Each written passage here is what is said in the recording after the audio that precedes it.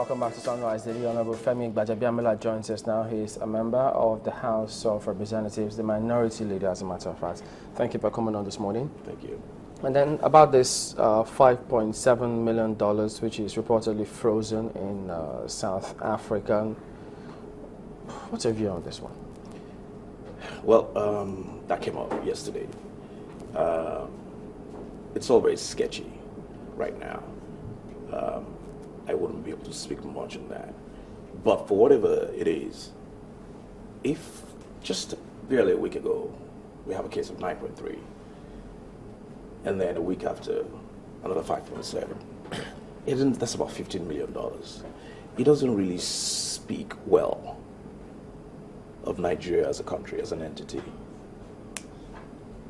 It projects Nigeria as a banana republic, where you can just do arms deals off the shelf, like you're going into a grocery store to buy groceries. I mean, there's something, you know, for me, the way I look at it, without actually apportioning blames as such, but, you know, sometimes they say, if it talks like a dog, if it walks like a dog, by God, it's a dog. There's something wrong, fundamentally, where a whole country boxes dollars, millions of dollars into several suitcases, charters a jet, and takes that money out of the country. It raises more questions than answers. One, you ask yourself, at least I've asked myself, we have over 10 planes in the presidential fleet that we paid hard-earned money for in this country. Why would you then, if this was perfectly above board, if this was legit, if there was nothing untoward about this, why would you, if it was official, why wouldn't you use the presidential, one of the planes in the presidential fleet? They said it was black ops. They said. It's the first question that comes to mind. You have a fleet of 10 planes. Why would you use one? Two, if it's official, where is the Nigerian official that was on that flight? Instead of what you have a foreigner and 2 other private citizens. Where is the guy from the Ministry of Defense? Where is the guy from the NSA's office that signed up on it? There are more questions than answers. Okay. This is about that, the 9.3. Yeah. But when the 5.7 then broke, it raised more questions, and people thought, well, wait a minute, what actually is going on here? And then we decided to also check, and then we came across this publication in City Press. It's a publication in South Africa. They have a sister company called Rapport. Incidentally, they also ran a series on this kind of matter. And then in that publication, it was said that this money was actually paid to, I'm trying to get the name of the bank now, I think it was Standard Bank, which was supposed to be this Cerberus company, which is based in South Africa. And according to their reports, they said the company was previously registered as a broker with the National Conventional Arms Control Committee, but the registration expired in May this year. And so they were trying to return the money, then the South African government comes in, and then one wonders, wait, so if this is the case, what is going wrong? Why will this be, because the way it pops up, it's an embarrassment to the country. Yeah, sure. Our country. Sure, but who's embarrassing who? Are you embarrassing yourself, or are they embarrassing you? I heard Femi earlier on, and the sum total of all I heard was he blamed everybody. Everybody.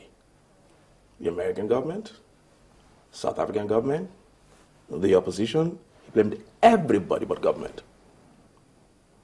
These are the issues, these are the problems we have in Nigeria. If you cannot say it as it is, then we're in trouble.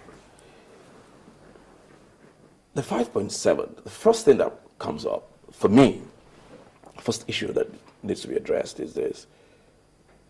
Why will the Nigerian government deal with a company that is, for all intents and purposes, for the purpose of that transaction, illegal? Your license or whatever it is you have is 6 months out of date. So you are not transacting business legitimately. That is that company in South Africa. Did you do your due process? How did that come about? I mean, the license did not expire a week before or 2 weeks before. We're talking May. If it hasn't been renewed, why hasn't it been renewed? These are the questions the Nigerian government should have asked. Okay, is there a reason why you wouldn't renew for 6 months, half a year? No, from this report, they were saying that the company in South Africa were trying to renew, but for some reason there was that delay from that the Convention Arms Control Committee, so the renewal couldn't happen, and then they were in turn trying to pay this money back. So, but from this report, it suggests that the money had been paid to them before their license expired. And so when it expired, they were trying to pay back. I'm citing this report now from South African agency. And so while the whole thing... The license expired 6 months ago in May, right? Correct? That's what the report says. So yeah. we're saying that the money was wired perhaps in February, March, April. I didn't get that from the because report. I didn't get when exactly. They didn't say when exactly it was paid. Yeah. We also checked. It didn't say when exactly. Yeah. So I'm assuming it was paid recently, and if it was paid months ago, what was the follow-up? I mean, why? At what point did the Nigerian government know, if at all they did, that this company is actually operating illegally? That's okay, but for this kind of thing, that we need to ask. Should the government be explaining to Nigerians, look, this is what, because the Office of the NSA is said to have issued the end user certificate on this one. So I did ask him, look, because for the first one, we're not sure there was a comment from him about it, but he says they've spoken up on the second one. So Nigerians are also asking questions. They are suggesting this looks like money laundering. So should they come up and explain to us, look, this and this, like a blow-by-blow account of what actually transpired? Look, first of all, I would have thought it was incumbent upon the president or whoever is acting through him, the NSA in this case, to come out. It's a very serious matter, very, very serious. It's on the front burner. It touches on money laundering. It touches on criminality. Even though Nigeria is a juristic per se, what we're talking about here is, according to the South Africans, you have committed a crime.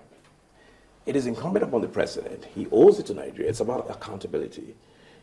Hey guys, this and this and this and this is what happened. This is where we're going with this. This was the genesis of this, and this is where we are today. But not once has the president come out to give an account. And there have been opportunities. There's been the Salah message. There's been the Independence Day message. There have been several fora where he has spoken.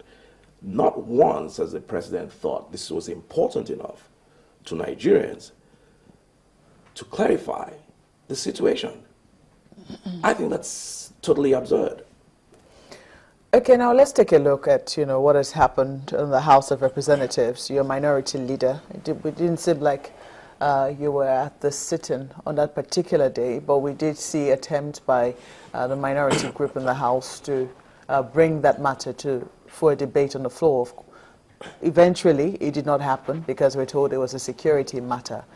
How has the House of Assembly, the House of Representatives, addressed this matter privately? Because one would think that by now, because this is a security matter, it is to buy arms, for the security of the nation, that you would have an idea of what exactly is going on. We're being told that we have difficulty in procuring arms. We're being told that, it was seen that there is some rivalry. Are you discounting all of that? Are you discounting those stories around this particular deal? Well, that's why it was important that the matter be investigated by the National Assembly. We're in a democracy. The National Assembly is there. The Senate is investigating it. Yeah. That's two independent arms of government, rather, of the National Assembly. We're there to... The concept of checks and balances is very essential in any democracy. I feel sorry for Nigeria. There is no way and no how in an advanced, mature democracy where issues count and people are held accountable that the legislative arm of government with a major scandal like this will determine not to at least investigate, ask questions. That's all the APC members were asking. Let us investigate. Let us figure out what exactly is going on here. That's for the House of Reps, but the Senate is. Yeah, I'm talking about the House of Reps now. Okay. I'm talking about what happened on that day.